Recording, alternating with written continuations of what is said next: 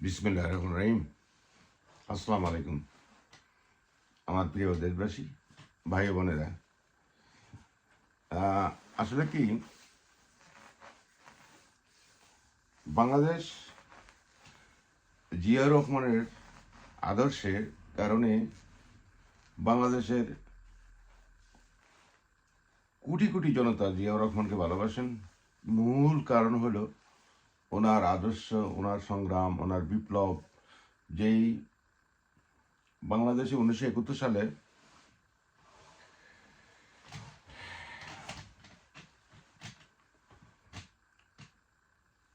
সেই মুক্তিযুদ্ধের মূল কমান্ডার ছিলেন বাংলাদেশের সেনা কর্মকর্তাগণ, এবং তন্মধ্যে ছিলেন জিয়াউর রহমান। এবং জিয়াউর রহমান ছিল একজন বীর মুক্তিযোদ্ধা এবং স্বাধীনতার ঘোষক, এবং তার মাধ্যমেই একটি বাংলাদেশের দল প্রতিষ্ঠিত হয়েছেন। সেই দলটির নাম হলো বাংলাদেশ জাতীয়তাবাদী দল। এই জাতীয়তাবাদী দলের একমাত্র জনপ্রিয়তার মূল কারণ হল জিয়া রহমানের তার আদর্শ, দেশপ্রেমী, এবং সেই জিয়া রহমান ছিলেন একজন বিপ্লবী নেতা। এবং বাংলাদেশ বারবারই তার অস্তিত্ব সংকটে বিপ্লব করেছেন। এই বিপ্লবের মাধ্যমে বাংলাদেশের অস্তিত্ব টিকে আছেন, এবং বাংলাদেশের প্রতিটি জনগণ বিপ্লবকে ধারণ করেন, যার জন্য আপনারা দেখেছেন যেই সামরিক অভ্যুত্থান এর মাধ্যমে শেখ এবং তার পরিবার নিহত হয়েছেন। সেই বিপ্লবের একজনের প্রতিবেদন বা সাক্ষাৎকার প্রকাশ করেন বাংলাদেশের বিশিষ্ট সাংবাদিক ইলিয়াসের মাধ্যমে, এবং সেই সাক্ষাৎকারটির মাধ্যমে ছিলেন বাংলাদেশের শ্রেষ্ঠ সন্তান, বীর মুক্তিযোদ্ধা, এবং 1975 সালের সেনা অভ্যুত্থানের একজন মহানায়ক মেজর ডালিম। এবং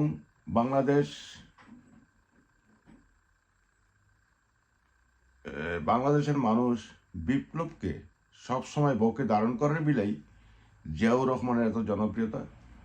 বাংলাদেশের মানুষ বিপ্লবী রাজনীতিবিদকে, বিপ্লবী আন্দোলনকে পছন্দ করেন বিদায়ী, বুকে ধারণ করেন বিদায়ী সাংবাদিক ইলিয়াসের সাথে মেজর ডালিমের যে সাক্ষাৎকারটি ছিল, সেই সাক্ষাৎকারের মাধ্যমে 7 লক্ষ লোক সেখানে সেই সাক্ষাৎকারটি দিয়েছেন। এখন বর্তমানে হয়তো 1.5 কোটি ছাড়াই গেছেন। তার অর্থ হইল কি, বাংলাদেশের বর্তমান যুব সমাজ বা আগের যে যুব সমাজ ছিল, তারা সবসময় বিপ্লবী ছিল। এবং সেই ইলিয়াসের যে সাক্ষাৎ, যে বিপ্লবী নেতার যে মেজর ডালিমের সাক্ষাৎকারের মাধ্যমে সেটা প্রমাণ হয়েছেন। কিন্তু বাংলাদেশের বর্তমান বিএনপির হাইকমান্ডের কতিপয় নেতা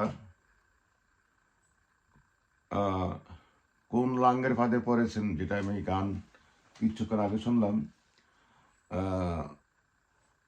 তারা দেশকেও ধ্বংস করবেন, এবং দেশের ঐক্যকে ধ্বংস করবেন, এবং বিএনপি দলটাকেও ধ্বংস করবেন। কারণ বাংলাদেশের যুব সমাজ এখন আর ফেসিবাদ কোনো সরকার বা দলের নাম শুনতে চান না, এবং সেই সাথে তারা ভারতেরও তাকে ভারতকে বয়কট করেছেন এবং ঘৃণা করেন। সেই সুবাদে এবং বাংলাদেশের যুব সমাজ বুঝে গেছেন এই ফেসিবাদ আমেরিকা হইল এটা মূলত ভারতের লালিত পালিত এটি কুত্তা। সেই কুত্তা ছিলেন শেখ মুজিবুর রহমান এবং বর্তমান আছেন তার কন্যা শেখ হাসিনা, যার জন্য বাংলাদেশের যুব সমাজ এখন আর তাদেরকে পছন্দ করেন না এবং এই দলকে পছন্দ করেন না, যার মাধ্যমে বাংলাদেশের গণবিপ্লবের মাঝে শেখ হাসিনা এবং তার সরকারের পতন হয় এবং তারা দেশ ছেড়ে ভারতে আশ্রয় নেন। তবে অত্যন্ত দুঃখের ব্যাপার, বাংলাদেশের জনগণ আশা করেছিলেন 5ই আগস্টের পরে, দেশের স্বাধীনতার পরে বাংলাদেশের একটি বৃহত্তম দল, বাংলাদেশের একটি বৃহত্তম পার্টি জিয়াউর রহমানের পার্টি অত্যাচারিত নিপীড়িত মানুষের পাশে দাঁড়াবেন। কিন্তু দুঃখের বিষয়, তারেক রহমানের অনুপস্থিতির কারণে, যেটা বাংলাদেশের একটা সবচেয়ে হাইকমান্ডের নেতা ছিলেন, বা উনি একজন আল্লামা দেলাওয়ার হোসেন সাঈদী সাহেব, মীর কাসেম আলী সাহেব, অপরদিকে জাতীয় পার্টির সালাউদ্দিন কাদের চৌধুরী সাহেব, দীর্ঘ 16 বছরে এতগুলি লোককে ফাঁসি দেওয়া হইল, নিরপরাধ লোকগুলোকে, এবং নাসিরুদ্দিন পিন্টু সাহেবকে জেলখানায় হত্যা করা হইল, ইলিয়াসকে গুম করা হলো এবং তাকে গুমের মাধ্যমে হত্যা করা হয়েছে। বাংলাদেশে হাজার হাজার লোক গুম হয়েছেন এবং ভারতের পরিকল্পনায় ভারত এবং শেখ হাসিনা মিলে সেটা বিডিআর হত্যা বা বিডিআর বিদ্রোহের যে নাম ঘোষণা করা হয়েছে, সেখানে 57 জন আর্মি অফিসার হত্যা করা হয়েছে এবং 17,000 বিডিআর সদস্য সেখানে ক্ষতিগ্রস্ত, কাউকে হত্যা করা হয়েছে, কেউ জেলখানায় মরেছেন, কেউ এখন দীর্ঘায়িতভাবে জেলে আছেন। শাপলা চত্র অগণিত মাদ্রাসার ছাত্রদেরকে হত্যা করা হয় এবং অনেক হাফিজদেরকে হত্যা করা হয়। কিন্তু বিএনপি হাইকমান্ডের নেতারা আজকে দেশ স্বাধীনের পরে দ্বিতীয়বার 5ই আগস্টের পরে কোনো একটি অত্যাচারিত নিপীড়িত কোনো কোনো কোনো যেমন বিডিআরের হত্যাকাণ্ড নিয়ে তারা কিছু বলতেছে না এবং যারা নির্যাতিত পরিবার তাদের পাশে দাঁড়াচ্ছে না এবং যারা এই যে 57 জন অফিসার শেখ হাসিনা এবং ভারতের মাধ্যমে হত্যা করা হলো সেগুলো নিয়ে মুখ খুলতেছে না। এবং বাংলাদেশে জুলাই এবং আগস্টের বিপ্লবে 2000-এর উপরে শহীদান হয়েছেন, সেই ব্যাপারেও তারা কোনো মুখ খুলতেছেন না। বাংলাদেশে এই শেখ হাসিনা যেমন একটি ছোট্ট রাষ্ট্রের 18 কোটি জনগণকে বিভক্ত করেছিলেন, সেই পায়তারার মাধ্যমেই এখন বিএনপির কতিপয় হাইকমান্ডের নেতারা চলতেছেন এবং তাদের কথার মাধ্যমে, তাদের বক্তব্যের মাধ্যমে দেশের জনগণ এবং তারা বাংলাদেশের জনগণকে বিভিন্ন গোত্রে ডিভাইড করতেছেন। যেমন মিজানুর রহমান আজহারি একজন বাংলাদেশের ইসলামিক স্কলার, সে সম্মানিত মানুষ এবং তার লক্ষ লক্ষ তার যুব সমাজে তার অনুসারী আছেন, তাকে পছন্দ করেন। এখন দুলু সাহেবের একটি সেন্স নেওয়া দরকার ছিল যে আমি যদি মাঝারি সাহেবকে, মিজানুর রহমান আজহারিকে মাঝারি বলে অপমান অপদস্থ করে তুলে, সেখানে লক্ষ লক্ষ যুব সমাজের অন্তরে অপমান বোধ করবে। যাই দুলু সাহেব, তারপরে যেখানে তরতাজাভাবে আমলিকের বিদায় হলো 5ই আগস্ট, সেই সাথে ভারতের বিদায় হলো, যেখানে যুব সমাজ তার সার্বভৌমত্ব রক্ষা করার জন্য আমলিক এবং ভারতকে পছন্দ করেন না। মির্জা ফখরুল সাহেব কি বললেন? শেখের মূর্তি ভাঙতেছে, আমার হৃদয়ে রক্তক্ষরণ হচ্ছে। রিজভী সাহেব কি বললেন? আমার শেখের ছবি নামাই ফেলছে, আমার এটা নামানো উচিত হয় নাই। মির্জা আব্বাস সাহেব কি বললেন তার বক্তব্যের মধ্যে? যুব সমাজকে একটা যেখানে সম্মান পাওয়ার যোগ্য, এই যুব সমাজের মাধ্যমে বাংলাদেশ তৃতীয়বার স্বাধীন হয়েছে।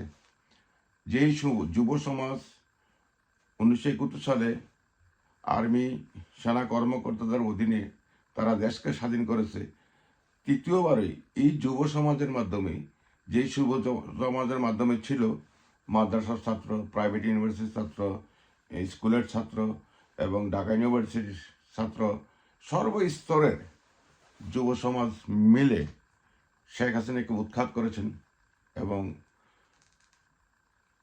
ফেসিবাদ খুনি শেখ হাসিনা পলায়ে যেতে বাধ্য হন এবং তার দলবল নিয়ে। সুতরাং বিএনপির হাইকমান্ডের এরা কোন লাঙ্গের আশায় পড়ছেন, কোন লাঙ্গে এদেরকে পরামর্শ দিচ্ছে সেটা আমি জানি না। তবে এইভাবে বাংলাদেশের ইসলামিক মূল্যবোধের উপর অস্ত্রাঘাত করা, আঘাত করা, কারণ এই বাংলাদেশ স্বাধীন হওয়ার পিছনে, বাংলাদেশ পূর্ব পাকিস্তান নামটির পিছনে মূল কারণ হলে আমরা এখানে সংখ্যাগরিষ্ঠ মুসলমান। সুতরাং এই দেশের প্রথম মূল্যায়ন থাকবে আলেম সমাজের, ইসলামিক স্কলারদের এবং মুসলমানদের। কিন্তু এখন বিএনপির হাইকমান্ডের যারা নেতা আছেন তারা কোন লাঙ্গের আশায়, কোন পরামর্শ কইরা, তাদের আচার আচরণে বোঝা যাচ্ছে তারা ভারতীয় দালাল বা ভারতের রয়্যাল এজেন্ট অথবা আমলিকের এজেন্ট হয়ে বাংলাদেশে তারা রাজনীতি করতেছেন। আমি তারেক রহমানকে আহ্বান জানাচ্ছি, দেশের সার্বভৌমত্বের স্বার্থে তাদেরকে দল থেকে বিদায় করুন, অথবা তাদেরকে তাবলিগে পাঠান এবং তাদেরকে দ্রুত বহিষ্কার করুন। না হয় জিয়াউর রহমানের তার আদর্শের বিঘ্ন হবে এবং আমলিকের মতন এই বিপ্লবের মাধ্যমে হয়তো এক সময় বিএনপির নাম চিরতরে মুছে যাবে। আমি